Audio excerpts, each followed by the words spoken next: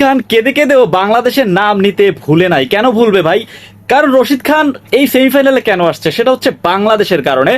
বাংলাদেশকে যদি হেরে না যেত, মানে বাংলাদেশ হেরে গেছে, কিন্তু বাংলাদেশ যদি হেরে না যায় এবং বাংলাদেশের কিছু কিছু কন্ট্রিবিউট আছে, সেটা হচ্ছে আপনার প্রথমত বাংলাদেশ চাইলে কিন্তু জিততে পারতো, কিন্তু বাংলাদেশ কি করছে সেটা বাংলাদেশ নিজেও জানে না, নিজেও বুঝে না, নিজে কিচ্ছু বুঝতে পারে। একটা ক্রিকেট খেলা কতটা মানুষকে বদলে দিতে পারে সেটা আফগানিস্তানকে না দেখলে ভাই বুঝবেন না। আমরা একটা সময় কি করতাম, আমরা যখন ম্যাচ জিততাম তখন একটা গান আসিফের, সেই বেশ বেশ সাবাস বাংলাদেশ, এই গানটা বাজতো। কিন্তু রশিদ খানরা যখন জিতে শিখে গেছে তখন তারা কাবুলে, আপনার আফগানিস্তানের যে রাজধানী কাবুলে তারা উল্লাস করতেছে, মিছিল করতেছে। ভাই এই উৎসব ঈদের থেকেও বড় উৎসব, এই উৎসব অনেক বড় উৎসব, এবং ঈদে কি আনন্দ, তার থেকে বড় উৎসব হয়তো বা এই আফগানিস্তানের সেমিফাইনালে যাওয়া। সো আফগানিস্তান যে সেমিতে গিয়েছে সেটাই হচ্ছিল বড় কথা, এবং আফগানিস্তান বাংলাদেশের নাম নিতে ভুলে নাই এবং ভুলবেও না, এবং আফগানিস্তান বাংলাদেশকে সব সময় সাপোর্ট করে আসবে, এবং একটা সময় আমরা তাদেরকে সাপোর্ট করছি, এখন তারা আমাদেরকে সাপোর্ট করবে।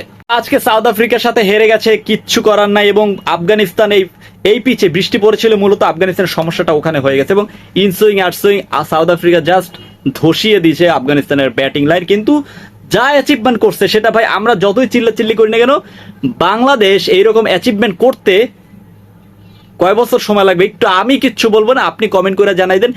এমন সেমিফাইনালে যেতে বাংলাদেশের কত বছর সময় লাগতে পারে প্লিজ কমেন্ট করে জানাই দেন। এই কমেন্ট বক্স আপনার জন্য ফ্রি একদম, আপনার মূল্যবান মতামতটি প্লিজ কমেন্ট করে জানাই দেন।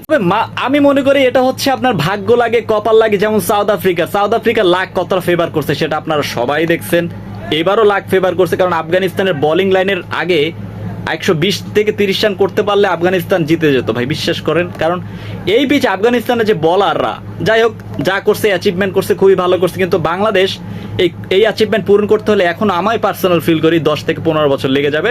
কিন্তু আমি চাই যে আর একটু তাড়াতাড়ি হোক। আপনারা কয় বছর সময় লাগবে প্লিজ কমেন্ট করে জানাই দেন। আর হ্যাঁ, এই পুরো টুর্নামেন্টে বাংলাদেশের হয়ে কে ভালো করছে সব থেকে, আমি পার্সোনালি রিশাদ হোসেন ভালো করছে। আপনি কি মনে করেন বাংলাদেশের কে সব থেকে বেশি ভালো করছে প্লিজ কমেন্ট করে জানাই দেন। আর হ্যাঁ, ভিডিওটি ভালো লেগে থাকলে চ্যানেলটা সাবস্ক্রাইব করে পাশে থাকুন। ধন্যবাদ।